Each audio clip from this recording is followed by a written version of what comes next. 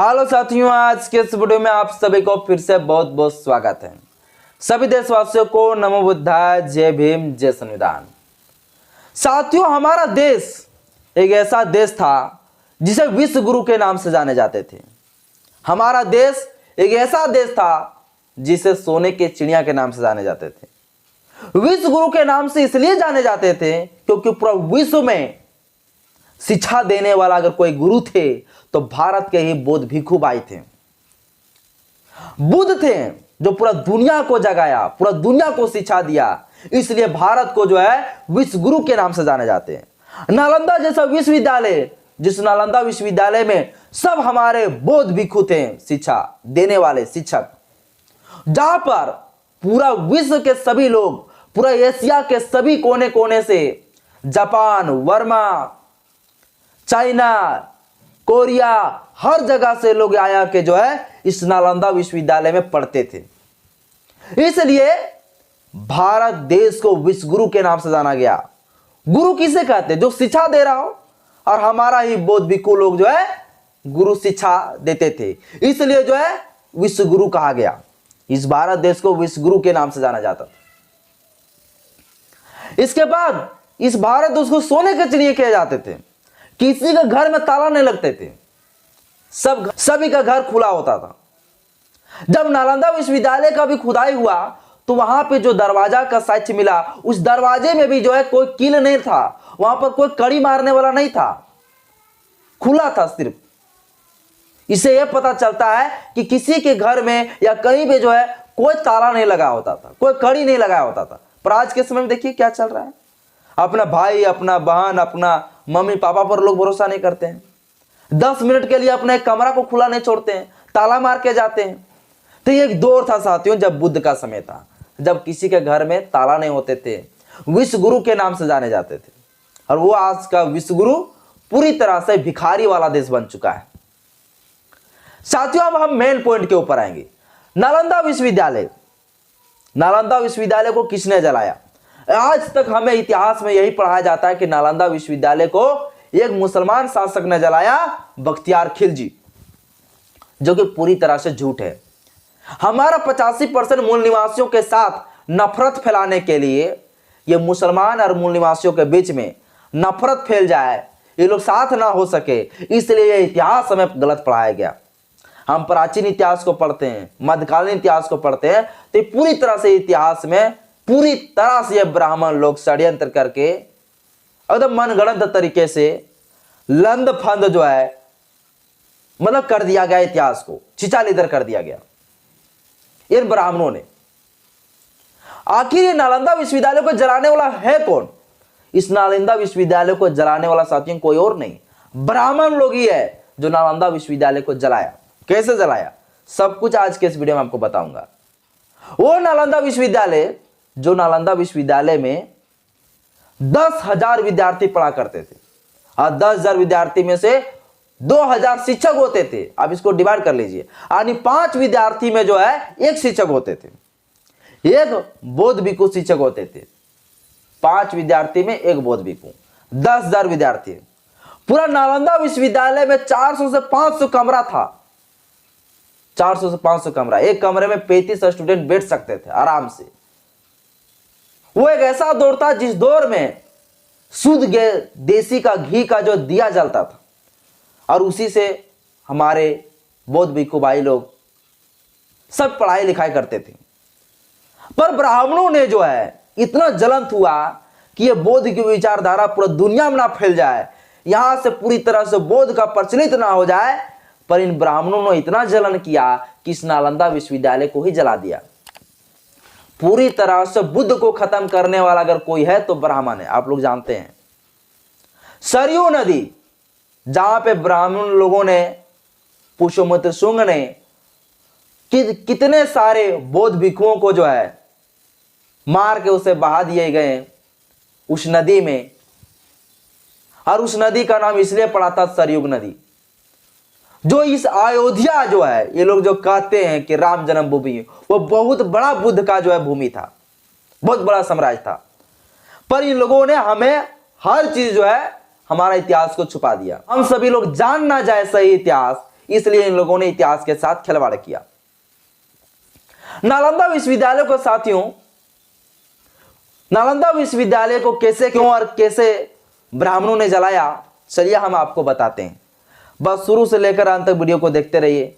Channel में पहली बार आए तो चैनल को सब्सक्राइब कर लीजिएगा, बेल आइकन उन पर प्रेस करिएगा और वीडियो अच्छा लगे साथियों तो लाइक करने बिल्कुल भी ना भूलें, क्योंकि आपका लाइक ही मुझे मोटिवेट करता है। सबसे पहले साथियों जानते हैं नालंदा विश्वविद्यालय की स्थापना कब और किसने किया।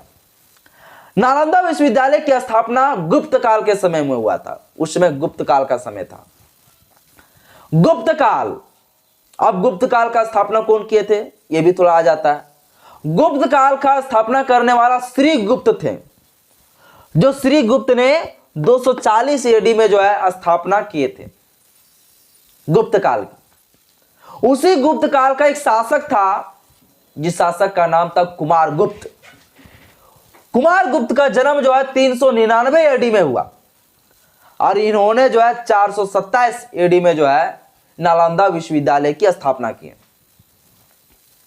अब लोग कहते हैं कि ये कुमार गुप्त जो है ये ब्राह्मण था, तो ये जो है बुद्ध वाला जो है विश्वविद्यालय की स्थापना कैसे किया। ये तो ब्राह्मण था, जो ब्राह्मण बुद्ध को खत्म करने के बाद करता है। आप सर्च मार लीजिएगा गूगल में कहीं भी तो बताएगा कि कुमार गुप्त जो है वो ब्राह्मण था। पर साथियों झूठ है, ये झूठा इतिहास है। कुमार गुप्त जो है ब्राह्मण नहीं थे। कुमार गुप्त जो है हिंदू कुछ नहीं था, वो कोई सनातनी नहीं थे। कुमार गुप्त जो थे वो बौद्ध धर्म में जो 2 यान है, हीनयान महायान, उन्हीं में से महायान को मानते थे, यानी को बुद्ध को मानने वाले थे कुमार गुप्त। और ये कुमार गुप्त ने जो है नालंदा विश्वविद्यालय की स्थापना की। और इस नालंदा विश्वविद्यालय जो पूरी तरह से 5वीं शताब्दी से 12वीं शताब्दी तक चला, 700 वर्षों तक चला। इस नालंदा विश्वविद्यालय में सभी विद्यार्थी का, इस नालंदा विश्वविद्यालय में सभी विषयों का पढ़ाई किए जाते थे, चाहे चिकित्सा का हो चाहे कोई भी विभाग का हो, सभी जो है विषय का पढ़ाई किए जाते थे। यह तो हो गई नालंदा विश्वविद्यालय की स्थापना। नालंदा विश्वविद्यालय जो वर्तमान में अभी बिहार के नालंदा जिले में है। पूरा विश्व में मात्र, पूरा एशिया में मात्र 3 ही विश्वविद्यालय हुआ करते थे। वो क्या, नालंदा विश्वविद्यालय, एक तक्षशिला विश्वविद्यालय, तीसरा विक्रमशिला विश्वविद्यालय। विक्रमशिला विश्वविद्यालय जो अभी भागलपुर में है, बिहार के जिला में, और तक्षशिला विश्वविद्यालय जो अभी पाकिस्तान में चले गए। और इधर एक नालंदा विश्वविद्यालय है जो हमारे बिहार का नालंदा जिला में। इस नालंदा विश्वविद्यालय के बारे में लोग कहते हैं कि बख्तियार खिलजी जब यहां आया, इसके बाद उन्होंने जला दिया। अब थोड़ा हम बख्तियार खिलजी के बारे में भी जान लेते हैं। बख्तियार खिलजी भारत कब आया। बख्तियार खिलजी 1193 में भारत पहुंचे, 1193 में। और 1199 में लोग कहता है कि बख्तियार खिलजी ने नालंदा विश्वविद्यालय को जला दिया। 1199 में एडी में जला दिया गया। अब साथियों, क्या बख्तियार खिलजी ने जलाया, यह सवाल उठता है। इन मनुवादियों ने तरह तरह की जो है इतिहास में लिख डाला गया कि बख्तियार खिलजी बीमार गिर गए थे और बख्तियार खिलजी के जितने सारे डॉक्टर थे वो सभी डॉक्टर लोग इलाज कर रहे थे जो है, बख्तियार खिलजी को तो ठीक ही नहीं हो रहा था। अब किसी ने जो है उस नालंदा विश्वविद्यालय से एक डॉक्टर को बुला के ले आया जो चिकित्सा का पढ़ाते थे। उस बौद्ध भिक्षु टीचर को लेकर आ गया और उनसे इलाज कराने के लिए जब लाया गया तो बख्तियार खिलजी ने डांट मना कर दिया, टीचर को वापस भेज देता है। बोलता नहीं नहीं, मैं भारत के लोगों से इलाज नहीं कराऊंगा, यह कह रहा है जो हमारा इतिहास में। और फिर नालंदा विश्वविद्यालय का जो शिक्षक था उनसे इलाज नहीं कराया। बख्तियार खिलजी जब ठीक हो गया कुछ दिनों के बाद, उसी के डॉक्टर के द्वारा जो बख्तियार खिलजी का था, इसके बाद गुस्सा में आके नालंदा विश्वविद्यालय में आग फूंक दिया और आग से जला डाला। कोई ऐसा कहता, और कोई ऐसा भी कहते हैं कि एक आचार्य था, एक ब्राह्मण आचार्य था जो बहुत बड़ा जो है वो चिकित्सक थे। और जब ये बीमार गिर गए बख्तियार खिलजी तो चिकित्सक को बुला लिया अब वो ब्राह्मण चिकित्सक का कहना था कि हम इलाज आपको तबे करेंगे जब इस नालंदा विश्वविद्यालय को जलाओगे। साथियों, ये सब सारे चीजें लिखा गया है और हम लोग इसी प्रकार से पढ़ते हैं और जानते हैं कि बख्तियार खिलजी के ही द्वारा जलाया गया, पर बिल्कुल झूठ है साथियों। अब मैं बताता हूं कि आखिर जो है नालंदा विश्वविद्यालय को क्यों जलाया गया। नालंदा विश्वविद्यालय को इसलिए जलाया गया साथियों क्योंकि नालंदा विश्वविद्यालय में एक परंपरा था। नालंदा विश्वविद्यालय में एक नियम था। उस नियम क्या था कि उस विद्यालय में किसी को पढ़ना है तो फिर आपको एंट्रेंस परीक्षा देकर पास करना होगा, तब जाकर आप नालंदा विश्वविद्यालय में पढ़ सकते हैं। जो आज के समय में लोग कहते हैं कि एंट्रेंस परीक्षा देना पड़ता है, कहीं भी एडमिशन लेना हो तो थोड़ा सा परीक्षा देकर पास करो तब जाके एग्जाम, तब जाके एडमिशन होगा। ये आम चीज अभी चल रहा है पूरा देश में, जो वहीं से निकल के आया है, नालंदा विश्वविद्यालय से यह परंपरा। तो वो एंट्रेंस एग्जाम जो पास करते थे वही नालंदा विश्वविद्यालय में पढ़ाई करते थे।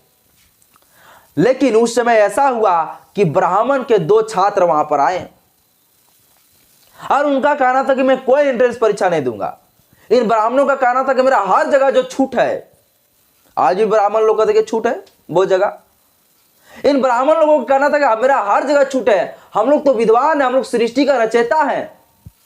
ये लोग ऐसे ऐसे बोल रहे थे, भाषण मार रहे थे। बोला हम लोग को परीक्षा वरीक्षा नहीं देंगे, हम लोग का ऐसे ही एडमिशन ले लो, हमको ऐसे ही विश्वविद्यालय में चाहिए प्रवेश। वहां के जो द्वारपाल जो वॉचमैन की तरह थे, जो दरवाजे पास खड़ा होते हैं, वो बोला नहीं ऐसे नहीं हो सकता है, आपको एग्जाम पास करना ही पड़ेगा। पर इन ब्राह्मण लोगों को कहना था कि नहीं नहीं मैं एग्जाम दूंगा भी नहीं, ऐसे ही मुझे प्रवेश चाहिए। पर साथियों, इन ब्राह्मणों ने क्या किया, जब प्रवेश नहीं मिला तो सभी जगह जाके ब्राह्मण लोगों के बीच में इस बात को फोड़ दिया और ब्राह्मण लोगों ने युद्ध छेड़ दिया। कई सारे बौद्ध भिक्षुओं को मार डाले। फिर इन ब्राह्मण लोग ने सब जगह जगह पर जहां बुद्ध का जो है मानने वाले लोग थे, बुद्ध का मठ था, उस सभी जगह पर इन्होंने याग लगाना शुरू किया, हर जगह पर तोड़ना शुरू किया। और जो यज्ञ ये लोग कर रहे थे, उसी यज्ञ का जो है चिलगारी ये लोग जो है, यो अंगार को जो है पूरी तरह से फेंक डाला नालंदा विश्वविद्यालय में। नालंदा विश्वविद्यालय में जो लाइब्रेरी थे, उस लाइब्रेरी में जो है 9 मिलियन पांडुलिपि जो है लिखा हुआ था। 9 मिलियन किताब पांडुलिपि से। पांडुलिपि क्या होता है, पहले पेज नहीं हुआ करता था, ताड़पत्र का जो छाल होते थे ना, उसी छाल में लिखा हुआ करता था। पेपर वगैरह नहीं होता था, पेज उज नहीं। पेपर वगैरह तो आज जलाइएगा भैया, 2 दिन 4 दिन में जल जाएगा, लेकिन 6 महीना तक जलते रहा, क्योंकि वो छाल जो मोटा मोटा हुआ करता था और उसी में पढ़ा करते थे। और वहां पे पूरी तरह से वो करते थे। वो लाइब्रेरी में जो है याग फेंक दिया, जो 9 मिलियन पुस्तक, पूरी तरह से पता चलता है इतने सारे किताबें जो है जला के राख कर दिए गए। इन ब्राह्मण लोगों ने फेंक दिया याग।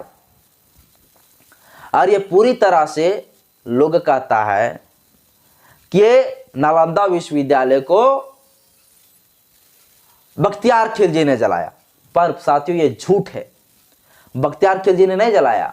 इस देश में बुद्ध को खत्म करने वाला कोई है तो वो ब्राह्मण लोग ही था शुरू से। इसके बाद ये ब्राह्मण लोग इस नालंदा को पूरी तरह से कोई जान ना सके, ऐसे छुपा दिए गए कि मत पूछिए साथियों। फिर जो है यहां पे एंट्री हुआ इंग्लैंड के एक अंग्रेज का, जिसका नाम था अलेक्जेंडर कनिंघम। वो जब भारत पहुंचे तो वो भारत का पुरातात्विक सर्वेक्षण का जो है संस्थापक थे। वो यानी कि जमीन के खुदाई करने वाले में जो था उसका वो संस्थापक थे। जब वहां से वो आए, इंग्लैंड से भारत आया, तो सबसे पहले वो पढ़ के आया था। वो इतिहास पढ़ के आया था कि ये नालंदा विश्वविद्यालय है कहां। अरे कहां पढ़े थे ये, इतिहास कहां पढ़े थे? तो आपको पता होगा साथियों, 1972 में चीनी का एक यात्री यहां पर आए थे। तो पता होगा साथियों कि चाइना से जो है एक बौद्ध भिक्षु, जो चाइना के बौद्ध भिक्षु हमारे नालंदा विश्वविद्यालय से पढ़ के गए थे, जो 10 वर्ष तक जो है इसी नालंदा विश्वविद्यालय में पढ़ाई किए थे। जो चाइना के रहने वाले थे, उसका नाम था इत्सिंग। इत्सिंग जो अपने इतिहास में लिखते हैं कि नालंदा विश्वविद्यालय कहां पर है, किस जगह पर, किस परिसर से गिरा हुआ, कहां पर उसका दरवाजा है, सब कुछ जो है वो इतिहास में लिखा हुआ था। इस इतिहास को जब पढ़ा अलेक्जेंडर कनिंघम तो उसी के तहत, उसी के माध्यम से भारत पहुंचा, और जहां जहां पर पढ़ा था, जैसे जैसे पढ़ा था, उस लोकेशन पर जाना शुरुआत किया। जब अलेक्जेंडर कनिंघम जब ब्राह्मणों को पूछ रहा था कि कहां पर है नालंदा विश्वविद्यालय, यहां पर जो हमें इतिहास में पढ़ने को मिलता है, तो साथियों ये ब्राह्मण लोग बोला था नहीं, यहां कोई नालंदा वंदा नहीं है, यहां कोई नालंदा नहीं है। बहुत प्रयास करने के बाद इन ब्राह्मणों को रिश्वत दिया, घूस दिया, तब जाके बताया गया और नालंदा विश्वविद्यालय के अंत में खुदाई किया गया।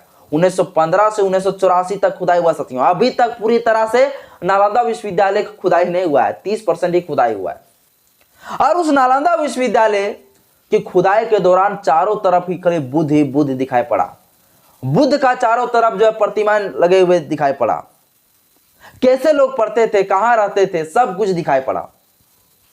वो एक दौर था जो दौर में लोग पढ़ाई करने के लिए गांव गांव निकलते थे, कुछ बौद्ध भिक्षु के लोग, और उसको मांग के लाते थे और उसी से खाते थे। कुछ गांव का जो है इलेक्ट कर लिया गया था कि इतना लोग जो है अनाज देंगे। उसी समय में कहा जाता है कि हर्षवर्धन भी जो है नालंदा विश्वविद्यालय में कुछ पैसे भी कुछ वहां पे दान दिए थे, कुछ हेल्प किए थे। तो नालंदा विश्वविद्यालय को जब अलेक्जेंडर कनिंघम ने खुदाई कर रहे थे तो ये ब्राह्मण लोग जो है बोला था नहीं नहीं यहाँ पर कोई नालंदा नहीं है। जब खुदाई होने लगे तो जब बुद्ध का पूरी तरह से मिलने लगे, शायद तो ये लोग कहने लगा कि ये तो मेरा देवी है, ये तो मेरा फलना देवी, ये मेरा ढकना देवी है। जो साथियों आप लोग को पता है बुद्ध के स्तूप पे जो निकला उनको कह रहा था ये लोग शिवलिंग है, जो कि पूरी तरह से इत्सिंग किताब में लिख चुके थे वहां खाली बुद्ध ही बुद्ध है चारों तरफ से। पर वो अंग्रेज ने नहीं माना, नहीं बोला यहां पर सिर्फ बुद्ध है, सिर्फ बुद्ध ही बुद्ध। वो जो लिखे थे किताब इत्सिंग ने, जो यहां नालंदा विश्वविद्यालय में पढ़ के गए थे चाइना, वो जो स्ट्रीम लिखे थे वो पूरी तरह से बुद्ध के बारे में बोला था कि हर जगह पर जो है सिर्फ बुद्ध ही बुद्ध है, यहाँ पे बुद्ध है, वहां पे बुद्ध है, यहाँ लगा हुआ है, सब कुछ लिखा हुआ था। लेकिन ब्राह्मणों ने कह रहा था नहीं नहीं ये मेरा तो देवी है, ये मेरा फलना देवी है, मेरा ढकना देवी है। और इस प्रकार से हमारा नालंदा के बारे में लोग गलत सलत अफवाह फैलाता है कि नालंदा विश्वविद्यालय को जो है जला दिया गया बख्तियार खिलजी के द्वारा। पर साथियों बख्तियार खिलजी के द्वारा नालंदा विश्वविद्यालय को नहीं जलाया गया। बख्तियार खिलजी नहीं जलाया, बख्तियार खिलजी के द्वारा नहीं जलाया गया, ब्राह्मणों के द्वारा जलाया गया। साथियों ये है नालंदा विश्वविद्यालय का असली कहानी। ये डी.एन. झा जो है दिल्ली यूनिवर्सिटी का जो है एक प्रोफेसर रह चुके हैं। वो प्राचीन भारत, वो प्राचीन इतिहास और मध्यकालीन इतिहास उन्होंने अलग से लिखा है, उसमें ये सब चीजों के बारे में पूरी तरह से चर्चा किया गया है, जो दिल्ली यूनिवर्सिटी के प्रोफेसर रह चुके थे। चलिए साथियों आज के इस वीडियो में इतना ही। वीडियो अच्छा लगे तो लाइक करिएगा, चैनल पहली बार चैनल को सब्सक्राइब करिएगा, बेल आइकन पर प्रेस जरूर करें। जय भीम, जय भारत, जय संविधान।